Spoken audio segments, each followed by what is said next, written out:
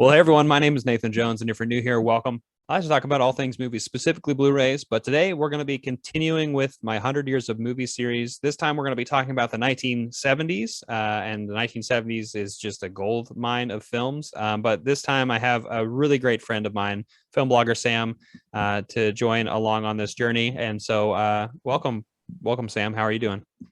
I'm very well. Thank you so much for inviting me onto this series. I've been really enjoying it so far.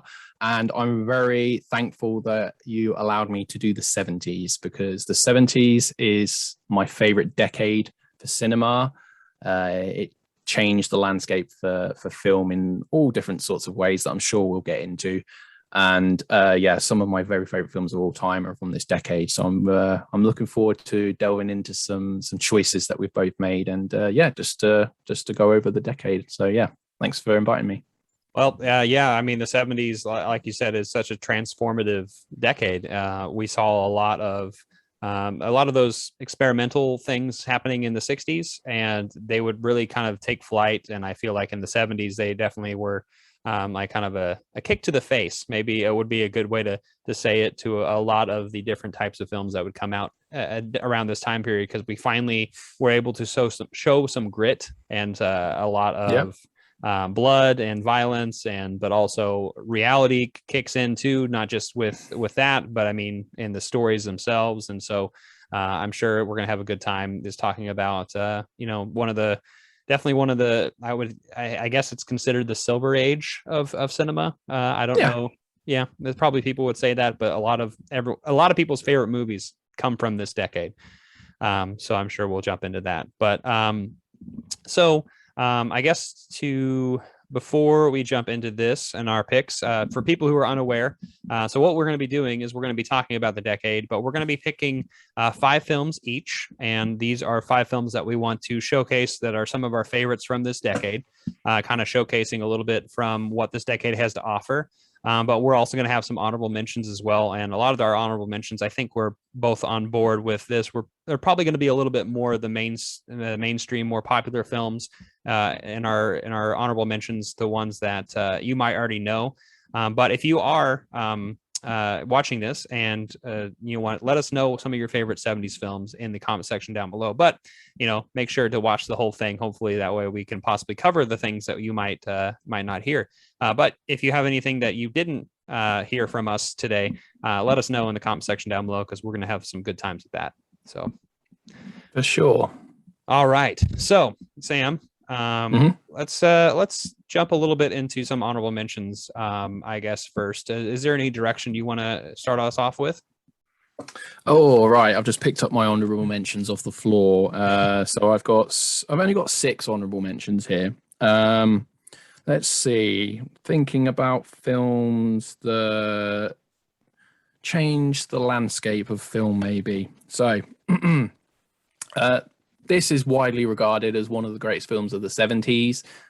This is widely regarded as one of the best films by this director, one of the best performances by the actor who's in this film. And it's a very gritty film, plugging myself here, that I recently covered on a podcast. I knew this was going to be the one. Did you? Are you going to... Is it this? It's that. There we go. So... Taxi Driver, Martin Scorsese's Taxi Driver, starring Robert De Niro, and this is one of my favorite films. But I haven't chosen it in my 5 specific films for this list, because this doesn't need any endorsement or anybody to recommend it to anybody. It's people know Taxi Driver, even if they haven't seen Taxi Driver. They know dialogue from this film. You're talking to me, it's just. It's a classic of cinema, and Martin Scorsese was a huge part of the sort of the new Hollywood movement in the 70s that spilled over from the 60s. It incorporated a lot of influence from European cinema and classic Hollywood filmmaking, but took it in a new direction, mainly because TV was king. In the 70s, for a lot of people, like a lot of people were staying in, not going to the cinema as much. Not to say cinema was dead, but people chose to stay in. It needed a breath. Yeah. Exactly. And so directors were given a little more freedom in their authorship of the films that they could make. And I'm not going to go on too long because this is an honorable mention, but Taxi Driver, honorable mention. Incredible film. If you've not seen it, you need to get on that as soon as possible. Yeah, I couldn't agree more. I mean, Scorsese is definitely one of those directors that really solidified himself, especially in the 70s. And so, and Taxi Driver is, like you said, you don't have to talk too much about it because people know it. And if you haven't seen it, definitely get on that. But I would say if I'm going to continue in that vein of films that everyone should know from this time period, some honorable mentions. It's a pairing because these are considered two of the greatest films of all time. I'm sure you probably know where I'm going to go with this one. Yeah. Side here, we have The Godfather right here, and we have The Godfather Part 2 right here. For sure. The Corleone family, talking about some more, I guess, gangster film aficionados. We have this incredible journey, and honestly, I think that recently they did a redux of the third one that was released in the 90s, which is the weakest part of the trilogy, but I still haven't seen it actually. But it's called Coda, isn't it? Coda. It's called Coda. It's called I think that's the subtitle for the name. I think it's called Godfather Part 3 Coda. Mm-hmm. I think I might be wrong about that, but anyway, yeah, it's just like a re-edit, recut, and apparently it's meant to be like superior to the original theatrical cut. But I've not seen it myself, so I can't offer my opinion on it. But yeah.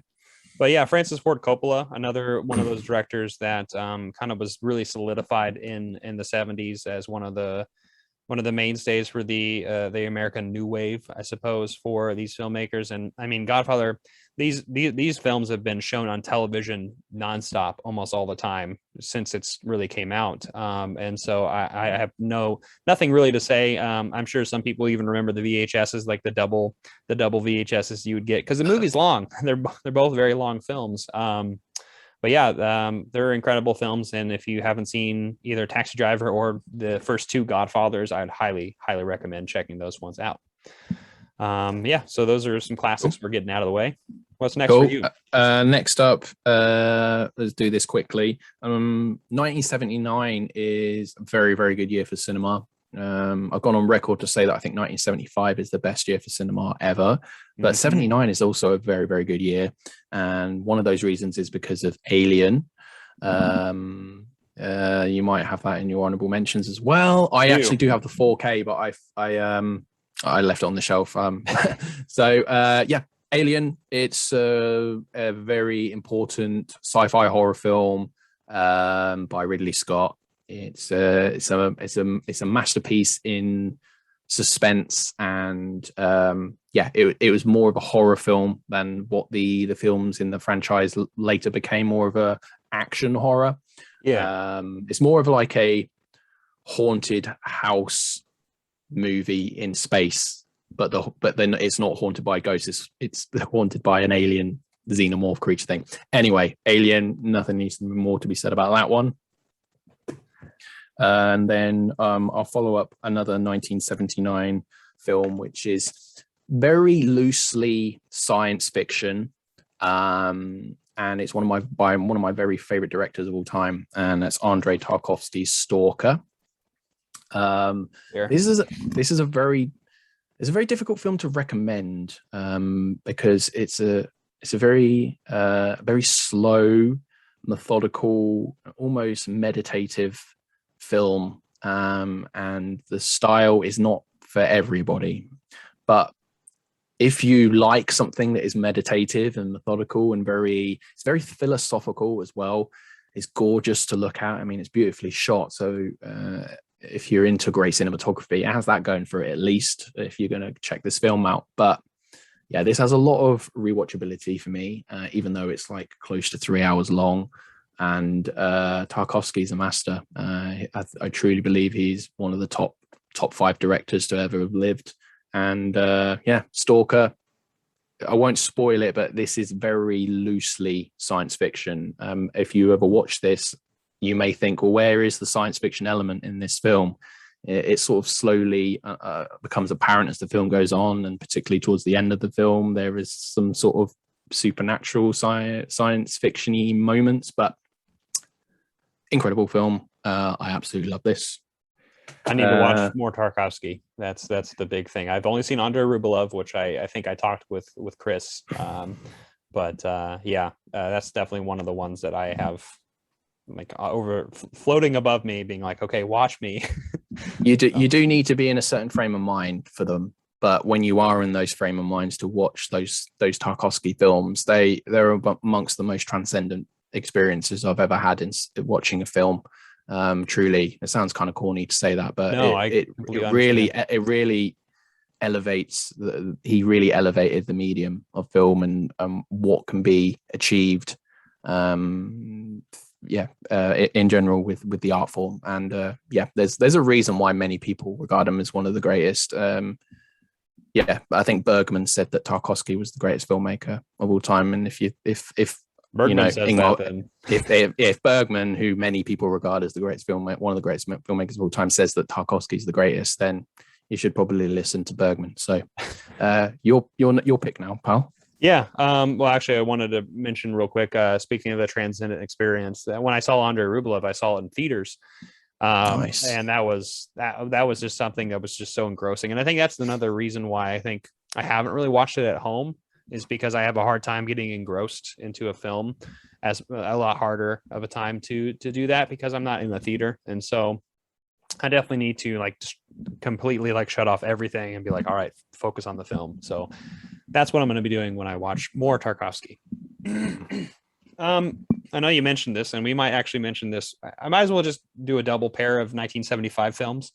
So I don't want to, if these are some of your choices, then here we go. But one film that I wanted to mention that a good friend of ours probably mentions a little too much. I know where you're going with this. We're going to go with Barry Lyndon.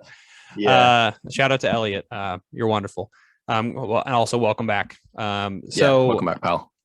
With Barry Lyndon, this is probably, it's either this or The Shining for my favorite Kubrick film. And they're very, very different films for very different reasons. But this is just an absolutely spectacular film in so many different regards. It's definitely what, and I know we just mentioned Tarkovsky, but the cinematography in this is just immaculate. So if you haven't seen this, it's a period piece, is loosely based on a novel, and Kubrick does a great job, and he's very meticulous about his shots, and he's notorious that way.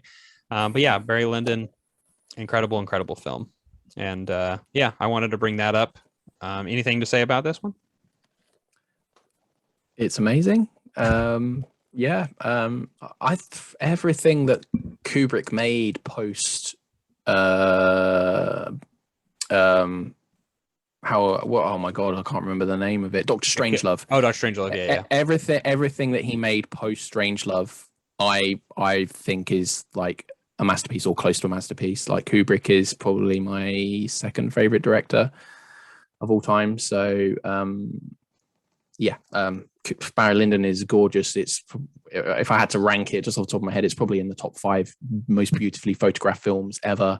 Mm-hmm. The camera work, the whole process of him getting NASA to make like a camera lens that was able to pick up the light in those candlelit scenes is just extraordinary.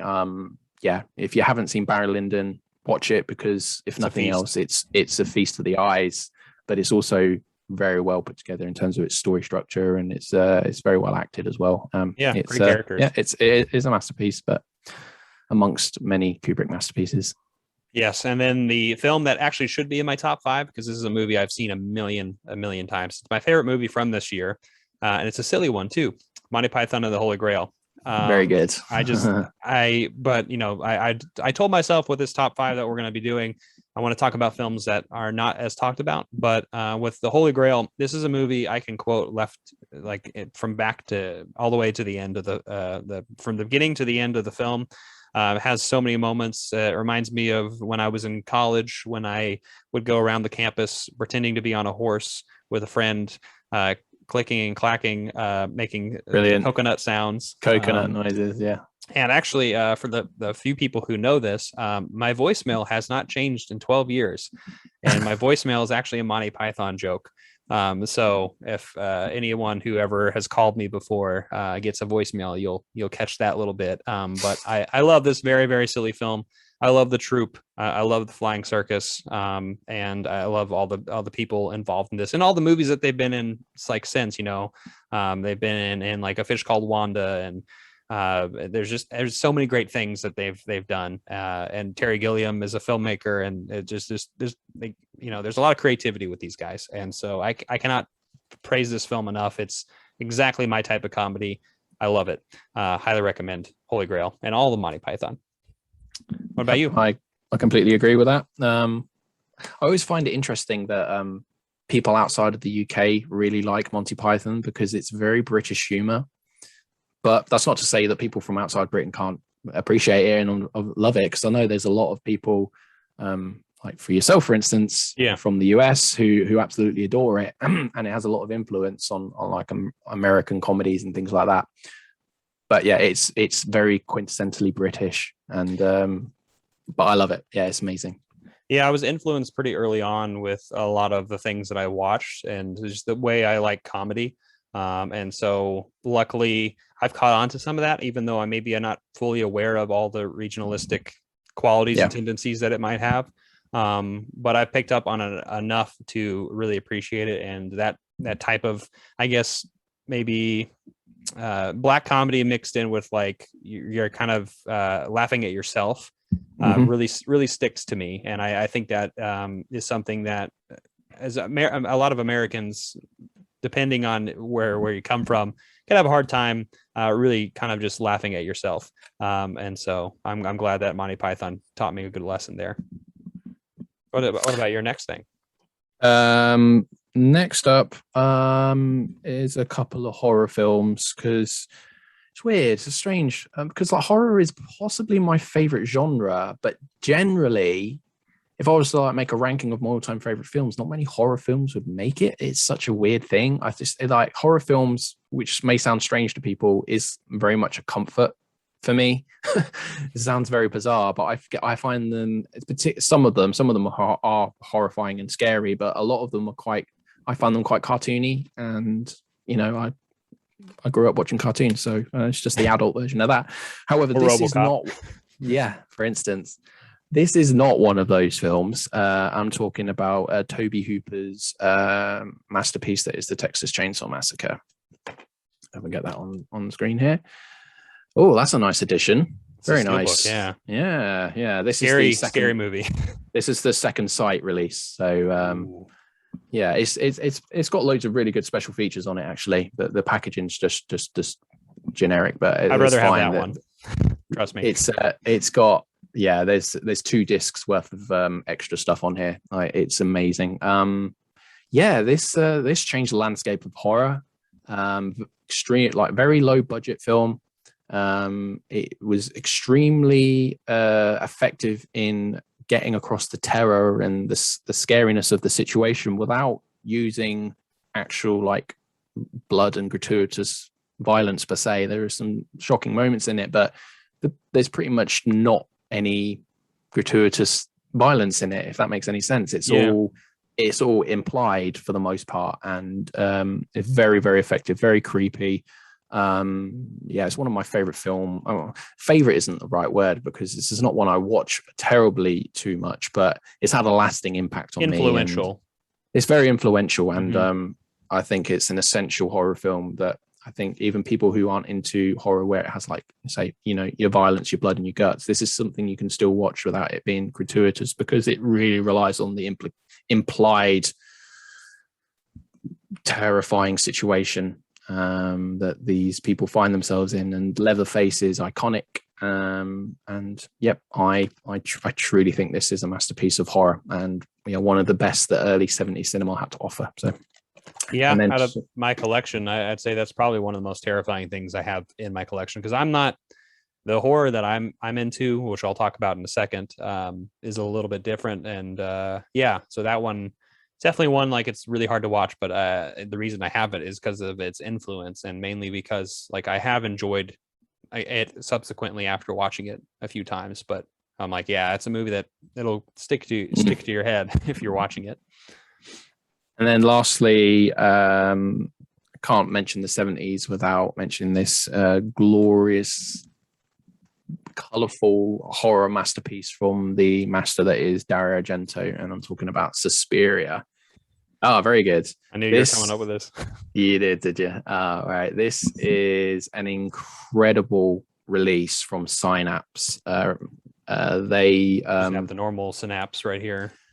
From this 4K Blu-ray. is amongst the best 4Ks I've ever seen. So a film like Suspiria deserves to have a 4K release because it's known for its use of the color palette, and it's creepy. It has one of my favorite scores by Goblin.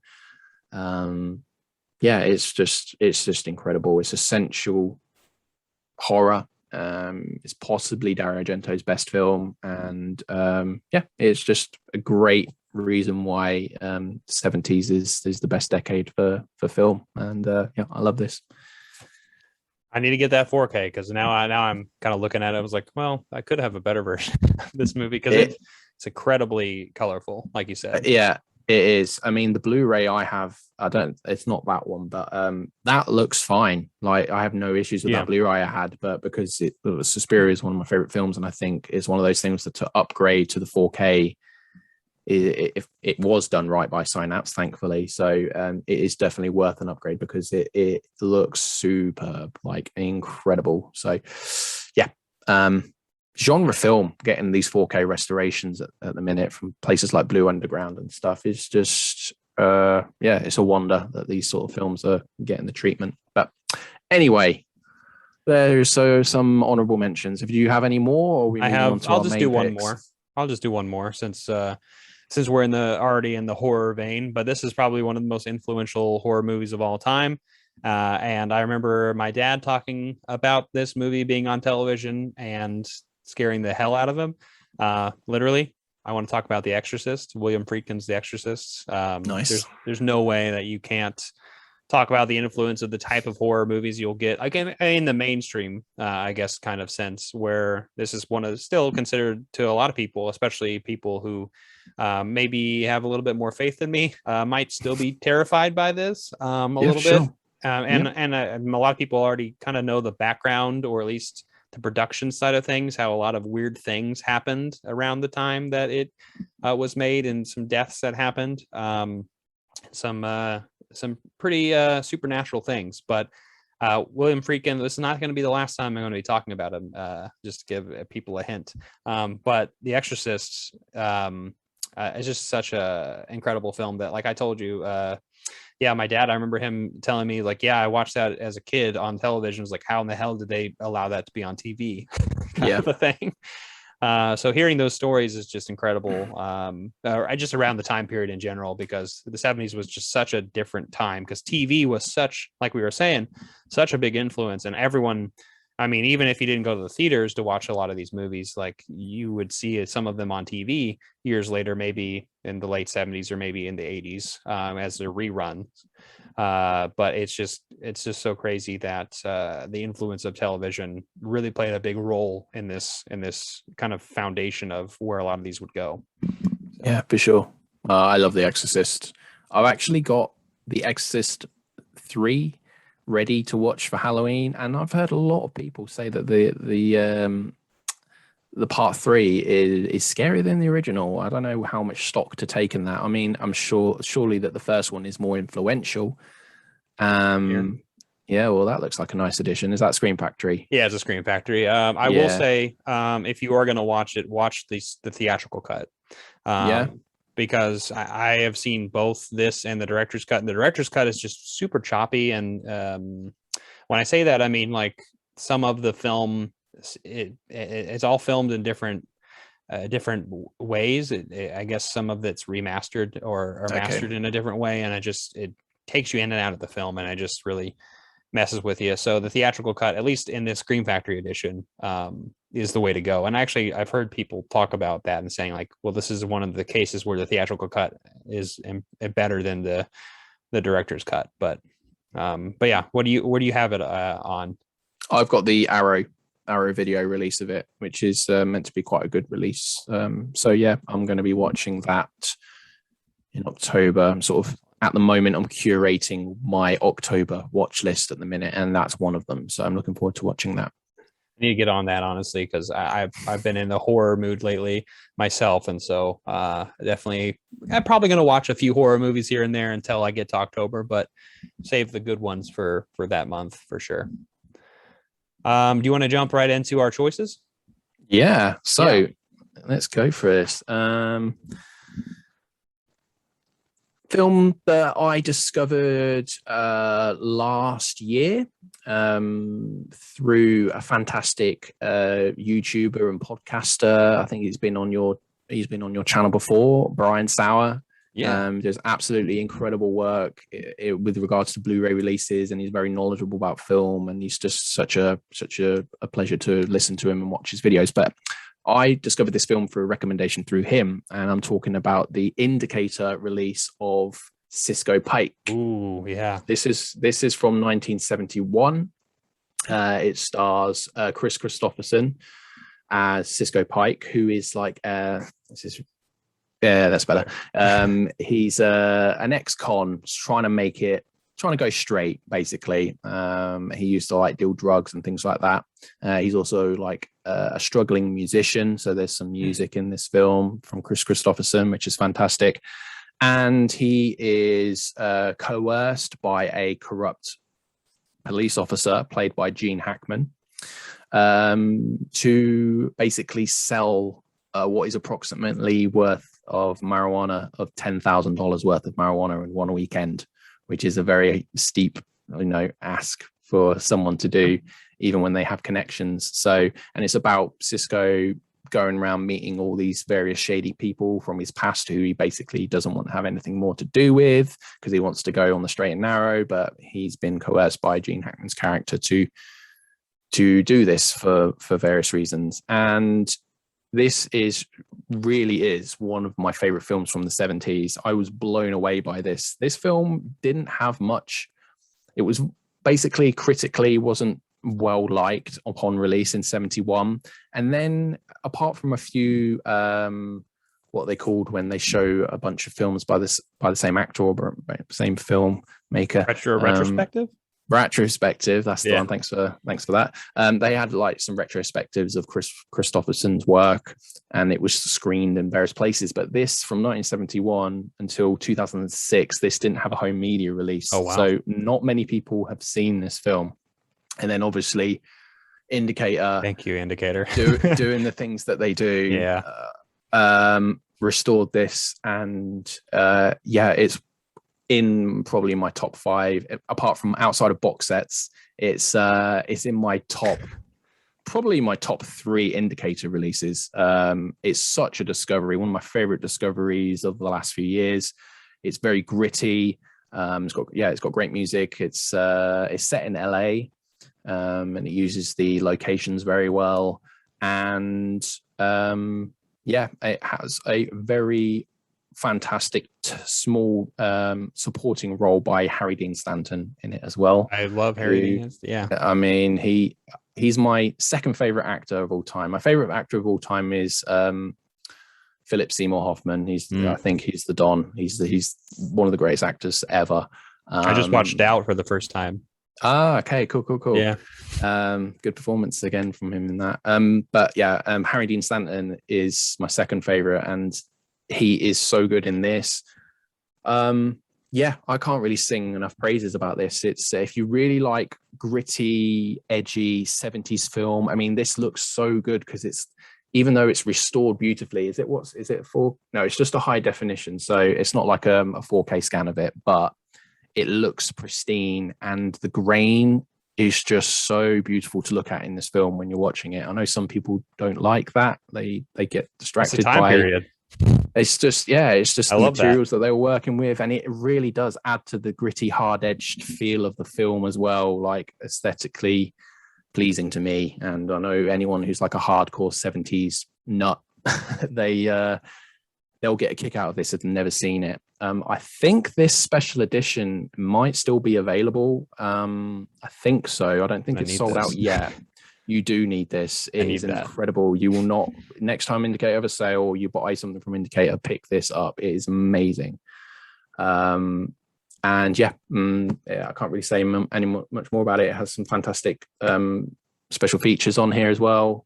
And I had to, as soon as you said, you gave me the green light to come on here to do the 70s decade, I was like, I'm picking Cisco Pike because I need to champion this film, because like no one's seen this really, apart from the people who have picked up the Indicator release, and then there was a DVD release of it. I don't even think it was available in Europe. I'm not sure, but that would not have been anywhere near the quality of this disc. So people need to see Cisco Pike, because I think it is truly one of those films where you go, it's a undiscovered gem in 70s cinema, and this is really one of them. It's amongst some of the best 70s films I've ever seen, and I wanted to highlight that. So that's Cisco Pike. That's an excellent choice, and I want to say thank you, Indicator, if you're ever watching this. You do great work, and I'm super excited about this. And yeah, I remember Brian talking about that actually, and I probably put that on a list somewhere. I have so many lists anymore that it's just kind of fallen off, but I'm definitely going to be picking that one up once their Indicator has a sale. But some other things that kind of reminded me of, like, I mean, just cop movies from the 70s. I just wanted to, I know I'm not doing honorable mentions. I'll just briefly mention these, but these Sidney Lumet films, we have The Offense right here with Sean Connery. This is a Eureka title right there. And I also have Serpico right here, another Eureka title. Cop films in the 70s are just some of the grittiest and some of the most fun films that you would get from this time period. I mean, Dog Day Afternoon, another one, like, just talking about Sidney Lumet and just in general in the 70s, I think had a good slew of choices from this time period. So good choice. I want to get Cisco Pike. You do. I think transitioning to my first choice, it's actually coming from a box set. I think you can get this on its own too, hopefully, from Criterion. But the film I'm talking about is 1971's The Last Picture Show, directed by Peter Bogdanovich. Wow, this is such an incredible film. And Peter Bogdanovich, I think this was his first film that he made. Correct me if I'm wrong, people in the comment section, but I believe that he would go on and do more comedic things later on. So this is definitely one of those films that is a lot different from the things that he would go on to do later on, because he's a fan of film, right? And so he did interviews with Hitchcock and with a lot of filmmakers, really just to kind of pick their brains. So he was influenced a lot by a lot of different filmmakers. He's one of those people who was in the new wave of American filmmakers, right? And he was definitely one of the most educated ones, because he just consumed so much.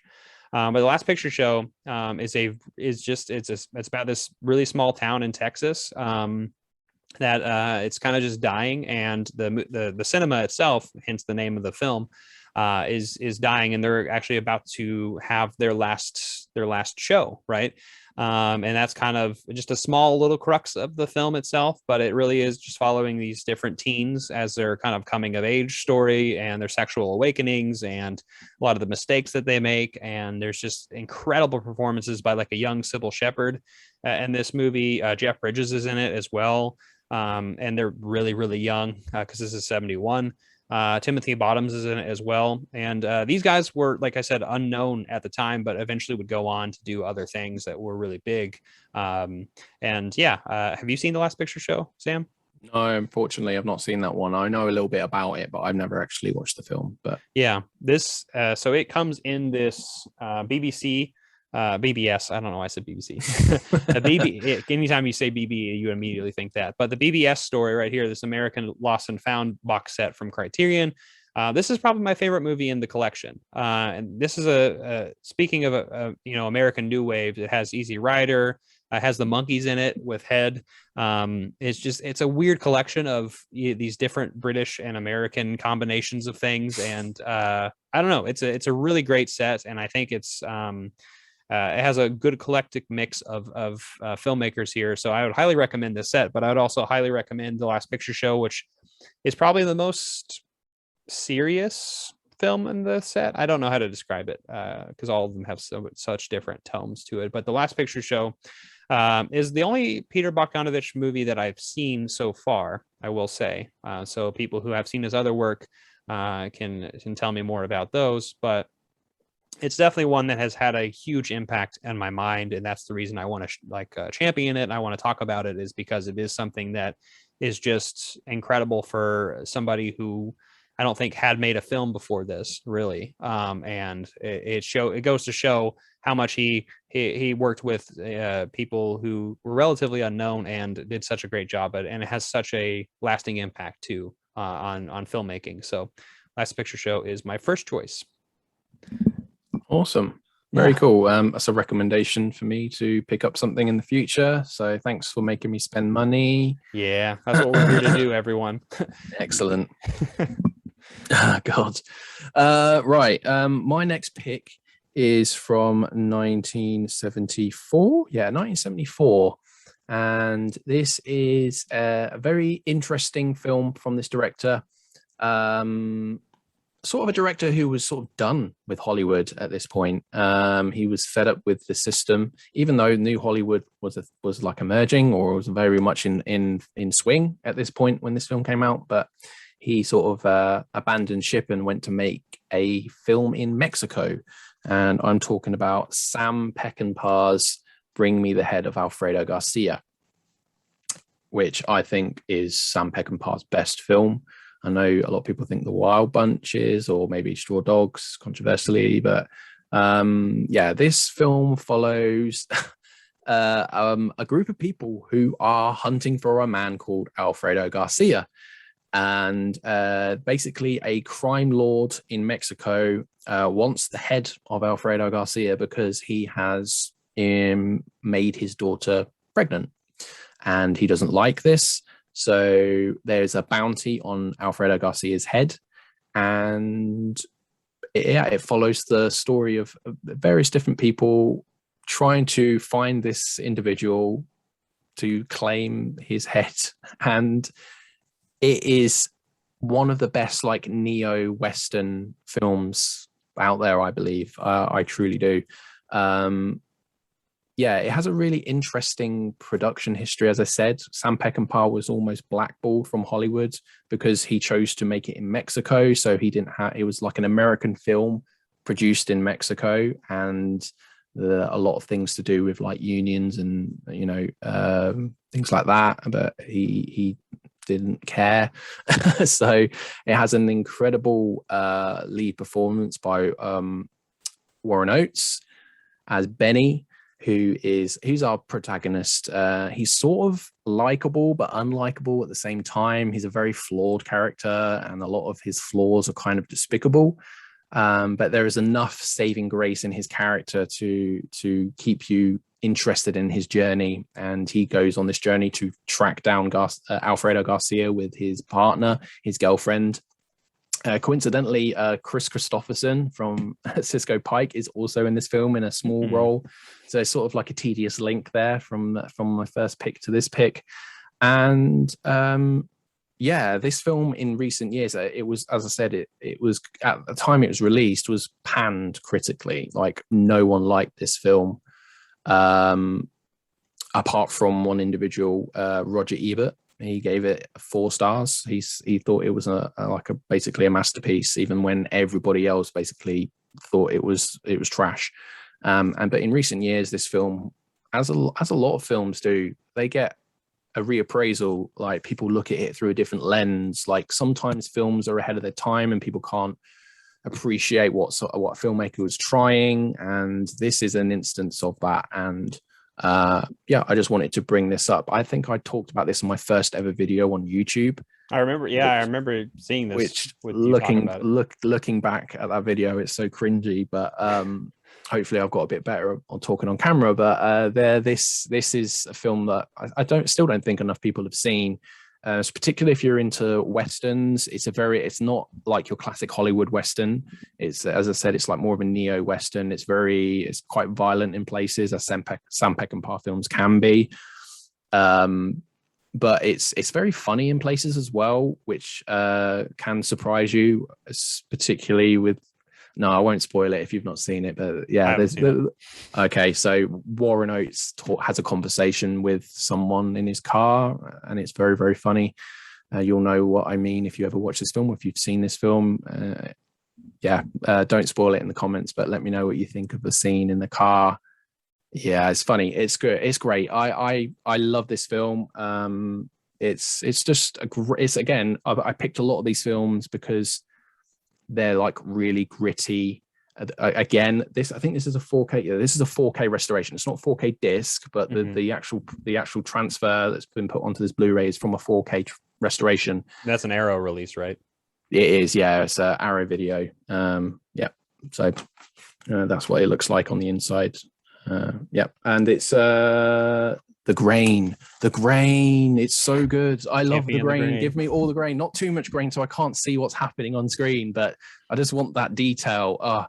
Side note, very, very quickly, I watched the 4K restoration from Kino Lorber of The Good, the Bad, and the Ugly. Have you seen that disc, or do you own? I haven't seen the disc yet. No, I haven't. It is so good. I love it because it's so pristine, the picture quality, but you still have those dots and I love it. I love it. But anyway, this has that presentation, adds to the film.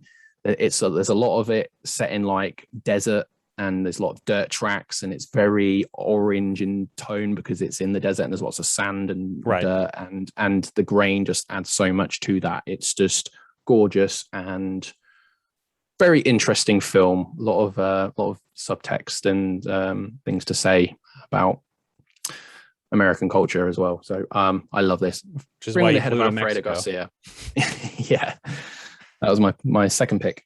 Excellent choice. Speaking of grain, that's what we need in our music, with records, and also with our westerns. So, and our 70s movies. So I like it. Speaking of neo or neo noirs, I guess that would be my next choice. Moving to 1973. This is an adaptation that has been done a lot. Most famously, probably by Humphrey Bogart as this character, Philip Marlowe. But I'm talking about The Long Goodbye. Robert Altman's Long Goodbye from 1973. This movie is just one of my best friends, Cris Hurtado. He's been a guest on this channel. This is one of his favorite films of all time. Oh, excellent. Oh man, I got the Kino edition right here. But this is such an incredible film. Elliot Gould is just, he embodies his character quite well. And if anyone is an anime fan, if you like Cowboy Bebop, that is totally who this character is, Spike from that show, if anyone knows what I'm talking about. But so Elliot Gould's in this as well. Like I said, that's the main character. Leigh Brackett, who is in the Big Sleep Robert Mitchum adaptation. Speaking of another Marlowe character, we also have who else is in this? Nina Van Pallant and Sterling Hayden is also well, those are the people who wrote this. But anyway, The Long Goodbye, incredible film with great acting with Elliot Gould as our main character, kind of just this run-of-the-mill guy who is more or less just trying to survive, and then he has a job that he has to do where this involves another person's wife, and it kind of just goes in a botched way. And it's really just kind of, looking at, I guess, the life of the day in the life of him in this particular job, and who to trust. And honestly, that's the big element of this movie is, like, everyone's lying to you practically. And you see that come through with this movie and all the performances that he's around. And he's just trying to survive. It really is just a survival film for him. But got a fantastic score in this movie. It's got a great title track, The Long Goodbye, and one that is just unforgettable. So this is a movie. This is out on Kino in the States. What was your one? That was now the sadly defunct Arrow Academy. But I'm sure that presentation of the disc is still available on their website. But if they ever I'm sure they will actually repackage Altman's films on that line in an Arrow video release, because they've been doing that with like Olivia Assayas's films, and the sort of and the Kieslowski set was rebranded with the Arrow video. Still need to get into those, but I'm savoring those ones because Kieslowski could have a whole podcast of a video conversation about Kieslowski. Anyway, that's the Arrow Academy version. It's very, very good. Yeah, so this is just an incredible film. So wherever you get it, definitely take your time with it. It's just 112 minutes, pretty simple film length, and it's definitely worth your time. And one of the Robert Altman films that I don't think is talked about enough, maybe. No, it isn't. And it's definitely one of my favorites from him. And Altman is just such a great filmmaker. I mean, during these years, he would make like I'm blanking on it right now. The War and Betty, McCabe and Mrs. Miller. McCabe and Mrs. Miller is amazing. That came around this time period, and MASH was recently before this. Nashville is one of my all-time favorite films. Another 70s film that is just incredible ensemble cast. But yeah, you should check out The Long Goodbye. This is an incredible film. And now I'm just gonna stop talking and let Sam talk now. Right, my next pick. Do I want to choose this one? Yeah, we'll choose this one. So this is brilliant. I like why I've chosen this one now. So we talked about in Bring Me the Head of Alfredo Garcia that only one critic really enjoyed that film, and that was Roger Ebert. Notable critics, like famous critics or people that people listen to. Probably the most famous probably the most famous film critic ever. And this next pick is actually a film that Roger Ebert wrote the screenplay for. And I'm talking about Russ Meyer's Beyond the Valley of the Dolls. Oh, I want to see that so bad. Still haven't seen it. Yeah, you need to see this film. I know my roommate has the Criterion right out there. I love this film so much that I'm very tempted in November, whenever the next Criterion 50% off sale is to pick up that disc, because I know there are differences on the special features. That's how much I love this film. I'm happy to double dip on it. The film is a camp, satirical, musical melodrama of the highest order. It's incredible. The film follows a all-girl rock group that sort of travel to Hollywood with the primary purpose of the lead singer's auntie has died, and she's left some money in an estate, and she wants to claim some of that money. And then things happen, and the band get discovered by a producer, and then the film follows their journey as they sort of their characters change as they become more famous and things like that. And it is one of the most entertaining films I've ever seen. It has a very jarring editing. Whoever edited this film, I should probably know it, as it's one of my favorite films, but I don't know. The editor of this film was on one. Because it's probably some kind of drug. Maybe, because it is so frenetic and chaotic and choppy, but it works to its credit. I mean, it's like there'll be scenes of dialogue happening at a party, and there'll be an edit mid-sentence to another conversation. Like, it is so all over the place, but it works beautifully. It has some really fantastic rock tracks in it that are sung by the band. There's some musical performances in it that are just really catchy, and you'll be singing them after you've finished the film. It's got some very shocking moments in it. It's a very can be violent in places, but for the most part, it's a very satirical look at how the Hollywood system was in the 60s. This is like a parody of the film Valley of the Dolls that came out a few years prior, which that had both in the collection, right? They are both in the collection, yeah. And that film, I think, had Sharon Tate in it. She was in that film. And this was sort of like a loose parody. It even says at the beginning of the film, it's not a spoiler, this is in no way connected to Valley of the Dolls. It's it's basically pointing fingers at Valley of the Dolls and things like that. Mm-hmm. But it's glorious. Yeah, Roger Ebert wrote it and directed by Russ Meyer, who is probably more known for how to put it, like X-rated films that came out in the 60s. I mean, not necessarily X-rated. They weren't like proper adult titles, but there was a lot of nudity in them, and he definitely liked various parts of the female anatomy, shall we say. Voyeuristic type films. Yeah, maybe a little more than voyeuristic, but I've not seen any of this. This is the only Russ Meyer film I've seen, but I know that Arrow Video put out a bunch of his films on DVD back in the day, of some of his more like exploitation type films.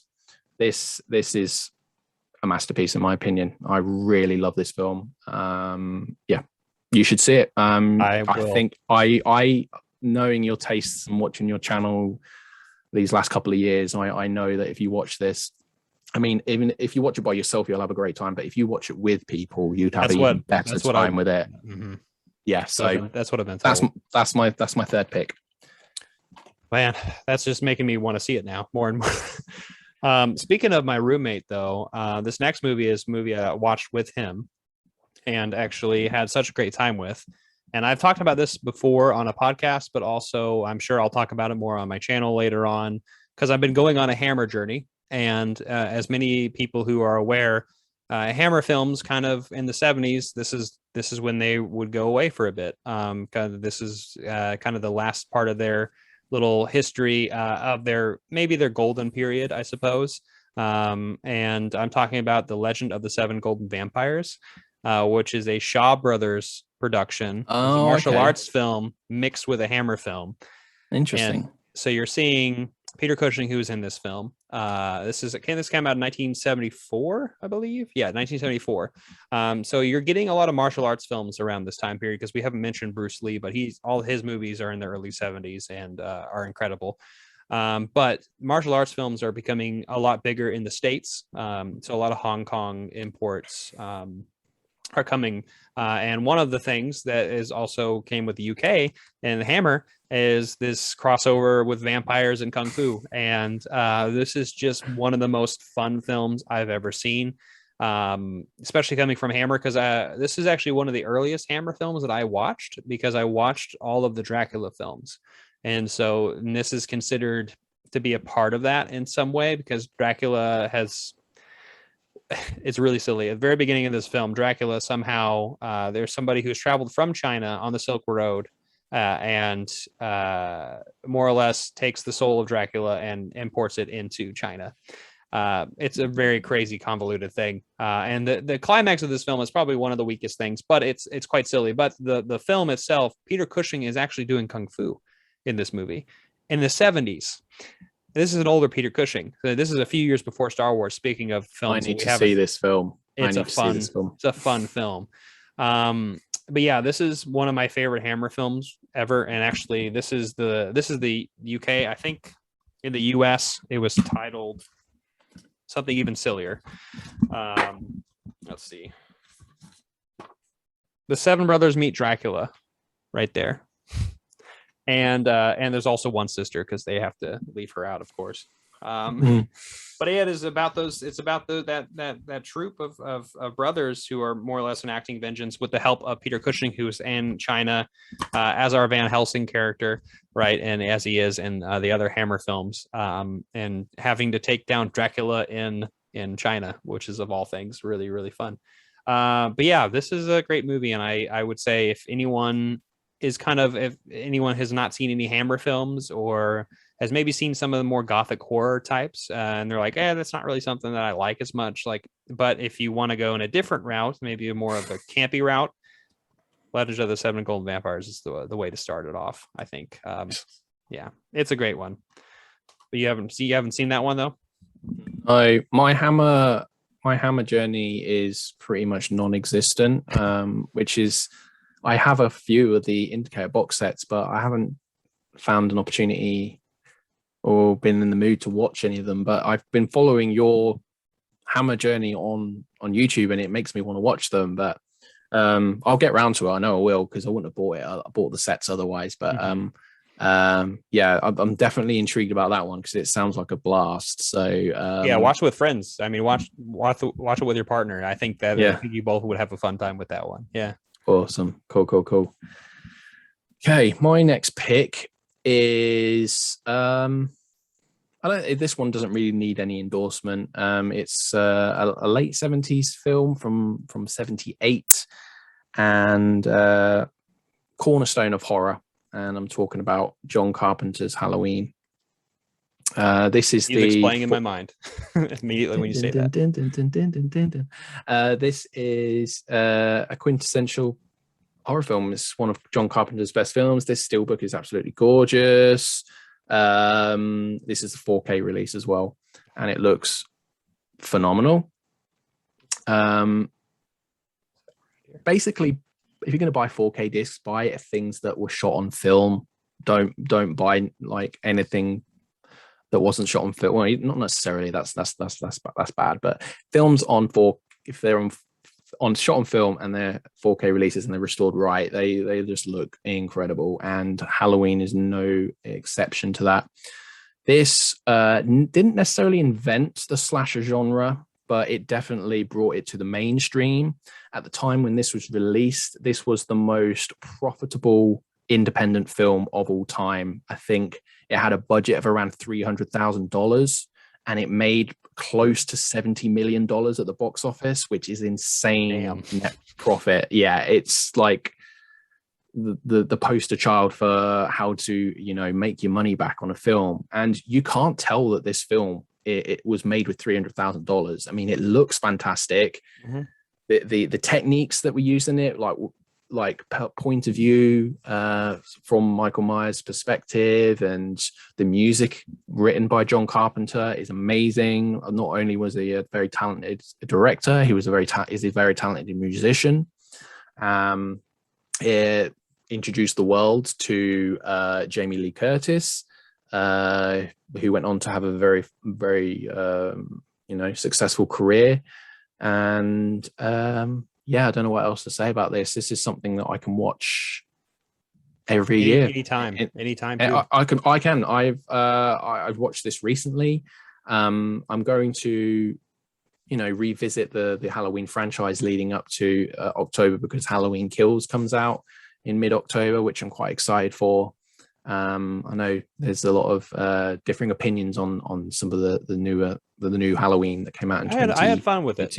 Yeah, it was good. It was it was fine. I mean, it made me want to watch the sequels that are coming out, because it's like a planned trilogy. But Michael Myers is an iconic presence in cinema. Like, everyone knows this mask, like along with like Jason from Friday the 13th franchise and Freddy Krueger, the big three of horror franchises. This man, the boogeyman, you can't kill the boogeyman.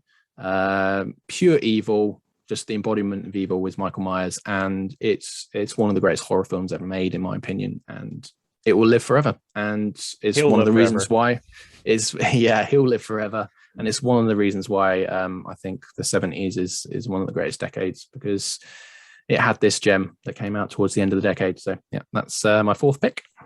Excellent choice. And that actually kind of reminds me of a film that I watched not that long ago, actually last Christmas, another slasher film, the Black Christmas, which I definitely I could see some of like the shapings of what Halloween would do with some of those techniques, because there it is. That's a beautiful release. I have mine across the bay. But yeah, 70s slasher films, that's it started it all. So I like a lot of that. The next film that I'm going to bring up is one that we both talked about on your podcast. Let's Watch 2. And it is a Australian film. Peter Weir did The Picnic at Hanging Rock right here. And this is a film from 1975, and this is the Criterion edition right here. This is the one that comes with the book itself. What a film. We've actually went at length about this movie on your podcast. So if anyone, I'm going to link that in the description down below. Thanks. Yeah. But we actually paired this with The Witch, the Robert Eggers film. Surprisingly good pairing. Yeah, this is it's like a day and night pairing. horror of the day, and with this film, and horror of the night with The Witch. But yeah, this is a film that is atmospheric beyond belief. It's supernatural in parts. Ethereal is probably some of the adjectives I would use for this film. But it's about these girls who just disappear on this school trip because they go to Hanging Rock in the outback, and they disappear and nobody knows where they went. And the fun thing about this too is a lot of people thought this was real, or at least this is based on a true thing, but it actually it's a fictional thing. But it definitely, is something that could happen. And when I say that, I mean people could just disappear at places like that. So it's a film that I think is very transcendental in its way. And I think I haven't seen terribly too many Peter Weir films. I've seen Walkabout, which that's Nicholas Roeg. I'm thinking more of Australian films. Another film that we could talk about in the 70s. But yes, you should check out The Picnic at Hanging Rock. He directed Truman Show. Yeah, The Truman Show, which is another fantastic film. Another film all about atmosphere in a way. But yeah, do you have anything to add about The Picnic at Hanging Rock?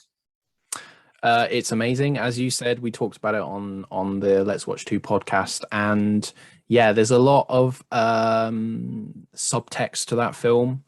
The imagery, the direction is very important it's very much a show don't tell film in terms of it depicts various things that you can interpret in different ways. For instance, the imagery of the landscape of the actual Hanging Rock itself has various different connotations as to maybe what may or may not have happened to these girls, or various different things to do with where they are in their lives as like teenage girls and things like that.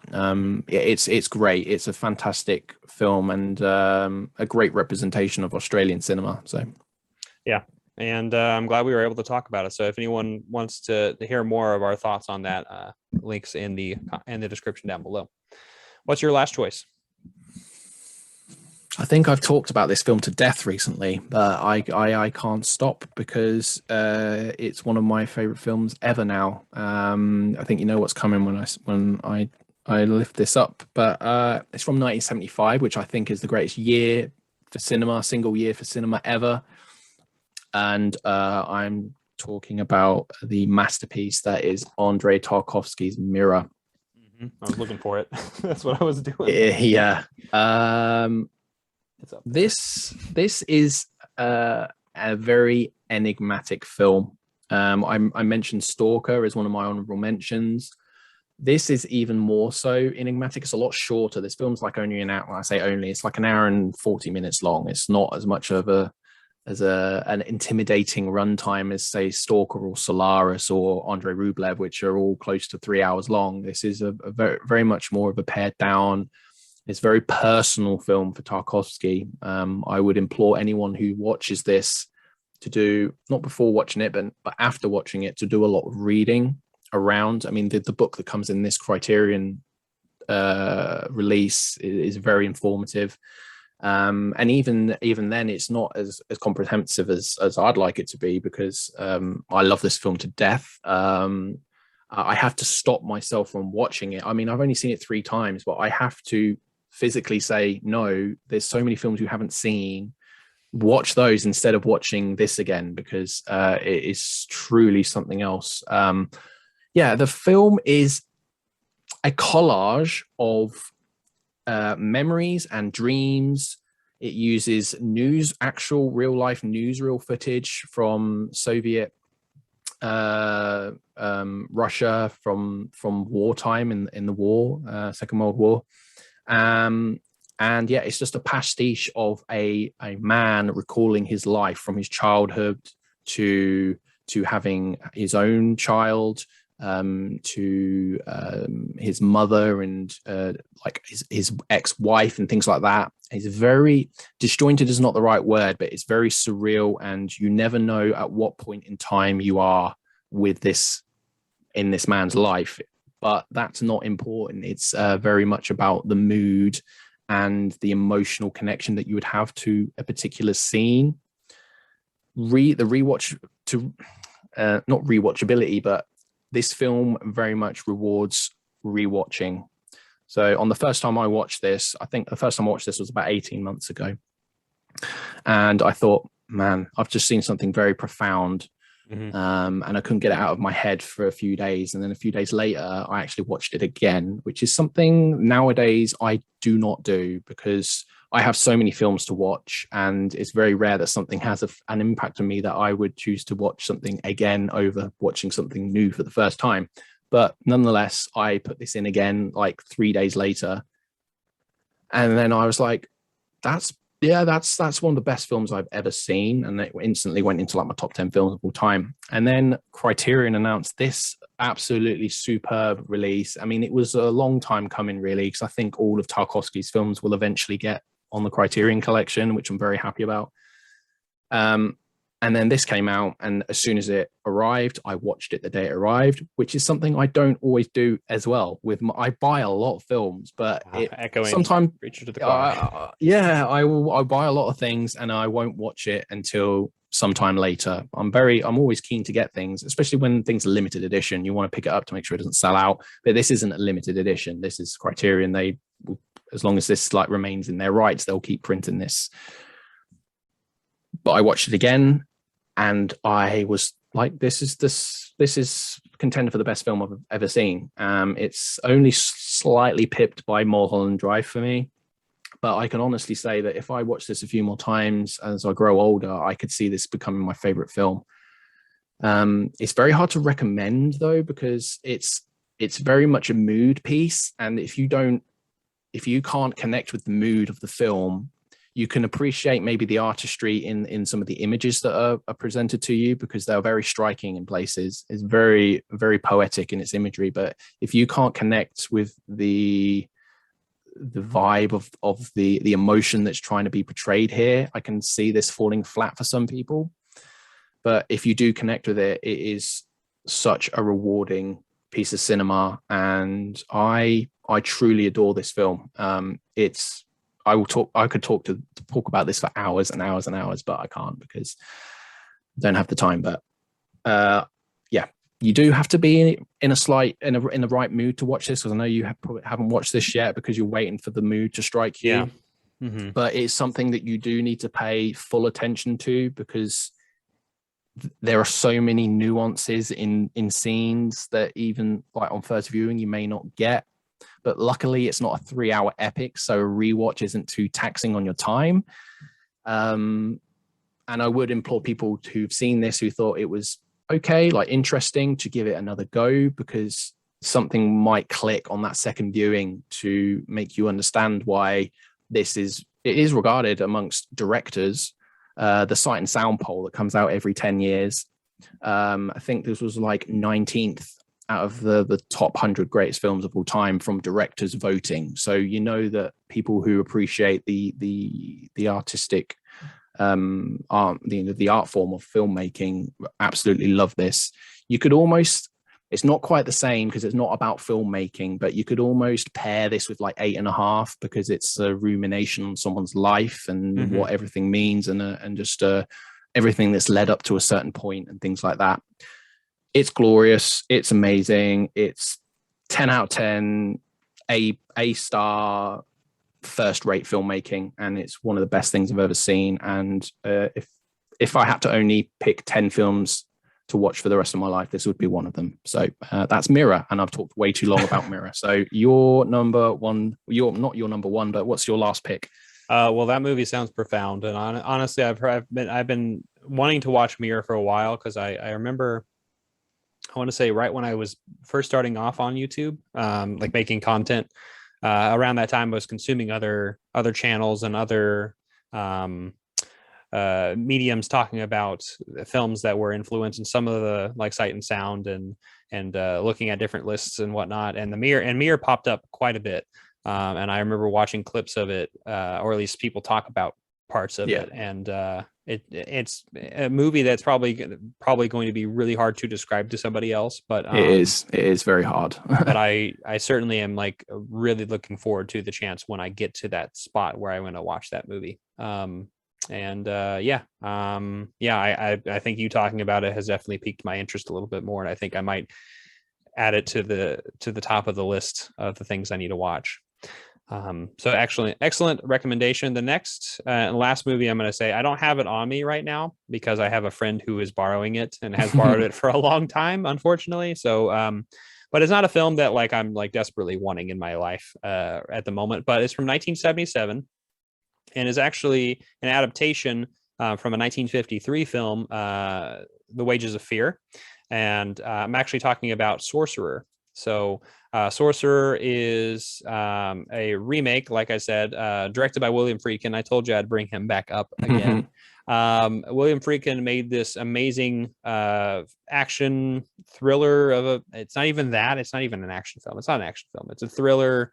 It's a suspense thriller film of a group of people who are trying to transport like nitroglycerin to a certain spot, which is just scary to think about in the first place. But the reason all of these different men have embarked on this is because they were all not wanted in the places that they come from. And they are trying, I believe, if I can recall it, I think they're trying to why are they all, I'm trying to think of a reason they're trying to get out of their own situations. The very beginning, this movie is different from Wages of Fear in the sense that it starts off in these different locations with all these different our main cast of characters from all these different places, and I think it's more or less, I think all of the characters come together and none of them are really good people. And it really is kind of an exploration of humanity and how we treat other people alongside this incredibly daring and terrifying journey that they have to go through to transport this nice nitroglycerin in South America. And Sorcerer is a film that, just like The Wages of Fear, both has this tension that builds up in it. I think Wages of Fear probably does it better. It's in black and white and is in a different setting too. It's not in South America, I don't believe, in Wages of Fear. It might be, but I can't remember rightly call. I think they're in different locations, but the plot remains the same in that sense. But I think it really is a good character study on all the people who are involved in this. Roy Schneider is Scheider, how do you say his name? Is our one of our main characters. We also have Bruno Cremer, saying these names wrong, Francisco Rabal, and Amidao. These are our four main characters in this film. I have no visual to show you, but if you look up Sorcerer, I would definitely highly recommend this film. And I also would recommend The Wages of Fear, which is actually out on Criterion. But those films are very incredible set designs. I think the reason I like William Friedkin's film so much is the set design and the care of how much is going on in the background. There it is. There's Wages of Fear. And is that Henry Georges Clouzot who did that? Yes, it is. Yeah. Yeah. And so I also don't have that because that same friend has both of those films. So I can't pull it out, either of them. But yeah, I highly recommend that film too. And I don't think Sorcerer is talked about very often. No. And it's definitely one of the lesser known films of the 70s, but it's certainly one that's highly worth your time. And I think a lot of the films that we talked about today, we didn't mention Star Wars or Jaws or Apocalypse Now or Willy Wonka and the Chocolate Factory or any of these big. We don't need to mention those films. Yeah, everyone should know what those are. Yeah, so I hope that through our discussion today and our picks and our choices, I hope that some people have discovered some new things about the decade and got a good slice of the different types of films from around the world, really too, from the different filmmakers and actors and people who are involved in these productions, and really got a sense of the identity of the time period. Because I know you mentioned with some of your choices, some of the grit that's really just embedded into a lot of these films, and I think that's a really good way to put some of these different types of genres, specifically to this decade. So I think, do you have any last thoughts about the 70s, Sam? They're the best. It's the best, man. No, I think it was a turning. There were many turning points in the history of cinema, but 70s allowed for a more, as you said, a grittier, more authorship for directors to have more of a say. I mean, yeah, I mean, studios. I mean, there are some great directors from the dawn of cinema and up until the 70s, but there's still a lot of studio interference with how stories were told and who could be in their films, in certain films and things like that. Whereas in the 70s, there was a lot more independence. I mean, there's independent film, and as I said earlier on in the video, the directors were given more free reign on how they could tell the stories, who was in the films, and yeah, it changed cinema for the better, and gave us a wealth of incredible films from all sorts of genres, from all corners of the world, telling all various different sorts of stories about humanity. And yeah, it's glorious. I love the 70s so much. And yeah, if I had to only live in one film decade, it would be 70s. There are so many films I love outside the 70s, but as a collective, I think the 70s is the best decade. And that's the reason I chose you. I knew you'd have a good eclectic mix for everybody to talk about with the 70s, because it is one of your favorite decades. It's, if not your favorite decade. So yeah. I want to say thank you, Sam, for joining us here. Where can everyone find you? So you can find me on YouTube. My YouTube name is Film Blogger Sam. I'm also on Instagram and Twitter under that name, Film Blogger Sam.